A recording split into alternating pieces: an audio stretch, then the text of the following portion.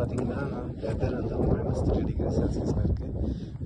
இங்கே பாருங்கள் எவ்வளோ ஹார்டாக இருக்குது பாருங்கள்.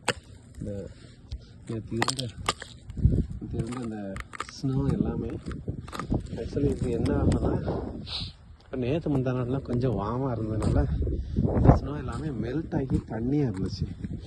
தண்ணி இருந்து திடீர்னு இந்த மாதிரி -3°C போனோடனே இதை ஃபுல்லாக உடனே ஐஸ் ஆகிடுச்சுப்பாங்க. எவ்வளோ ஷார்ப்பாக இருப்பாங்க அந்த ஐஸ் கிறிஸ்டல்ஸ் எல்லாம். இதெல்லாம் கால் வச்சு அப்படியே கட் பண்ணி விட்டுரும். அவ்வளோ ஷார்ப்பாக இருக்குது, அது அவ்வளோ ஹார்டாக இருக்குது.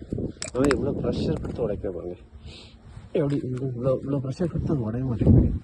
ஸோ அவ்வளோ ஹார்டாக வந்து ஐஸ் கிறிஸ்டல்ஸ் ஃபார்ம் ஆகிருக்குங்க பாருங்க. எவ்வளோ ஹார்டாக இருப்பாங்க.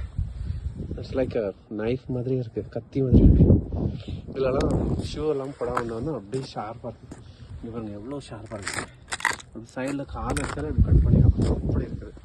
ஸோ இதெல்லாம் டெம்பரேச்சர் அவ்வளோ இருக்கும், -3 ஆகிடுச்சதுனால இது வந்து நம்ம மெல்ட் ஆகும். அப்படியே வெயிட் பண்ணிட்டு இருக்கோம். அடுத்து கொஞ்சம் டெம்பரேச்சர் இன்க்ரீஸ் ஆகிறதுக்காக இந்த வாரம் ஃபுல்லாக இப்படியே தான் இருக்குன்னு சொல்லியிருக்காங்க. அதனால் இந்த ஐஸ் வந்து அப்படியே தான் இருக்கும். சப்போஸ் இந்த ஐஸ் வந்து மெயின் ரோட்டில் இருந்துச்சுன்னா கார் ஓட்ட முடியாது, ரொம்ப கஷ்டமாக இருக்கும். கார் வந்து இப்படி பயங்கரமாக இங்கே இருப்பாங்க, எப்படி சீக்கிரம் இருப்பாங்க. இந்த காலை வச்சாலும் எப்படி சூடாங்க அப்படி. இதே போல ஒரு சில டைமில் எப்படின்னா மெயின் ரோட்டில் வந்து ஒரு தின்ன ஐஸ்க்கு ஷீட்டு மாதிரி ஃபார்ம் பண்ணலாம். அதில் வந்து கார் எப்படி இருக்கு தெரியுதா, அப்படி வளைச்சு இந்த ஷூ எப்படி ஸ்னோவில் போடக்கூடிய ஷூ தான் அது. அதேமே அப்படி வளைச்சிருப்பாங்க. நார்மல் ஷூஸ் செப்பெல்லாம் இதில் போட்டுட்டு மிதிச்சோம்னா அவ்வளோதான், டம்மான்னு வளைக்கும். ஸோ அந்த மாதிரி இருக்கும். இது வந்து ரொம்ப டேஞ்சரஸான ஐஸு. மற்ற டைமில் நீங்கள் பார்த்தீங்கன்னா ரொம்ப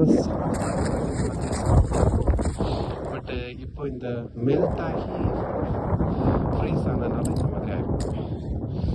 ஐஸ் கிறிஸ்டல்ஸாக இருக்குது. இது வந்து கொஞ்சம் டேஞ்சரஸானது. அதனால் இது மேலாம் நாங்கள் நடக்க முடியாது, நடந்தால் எங்கேயாவது விழுந்துருவோம். கொஞ்சம் வாமாக ஆரம்பிச்சிருச்சுன்னா இந்த ஐஸ் எல்லாமே மெல்ட் ஆகி போயிடும். இந்த சைட்லலாம் பார்த்தீங்கன்னா ஓரளவுக்கு எல்லா ஐஸும் மெல்ட் ஆகிடுச்சு. இதில் உள்ள ஐஸ் எல்லாமே மெல்ட் ஆகிடுச்சு. ஸோ மெல்ட் ஆகி இது தரையில் தண்ணி உறிஞ்சிருச்சுன்னு ஒன்றும் ஆகாது. சப்போஸ் தண்ணி உரியல்னா தான் இந்த மாதிரி ஆகிடும். ஓகே, பாய்.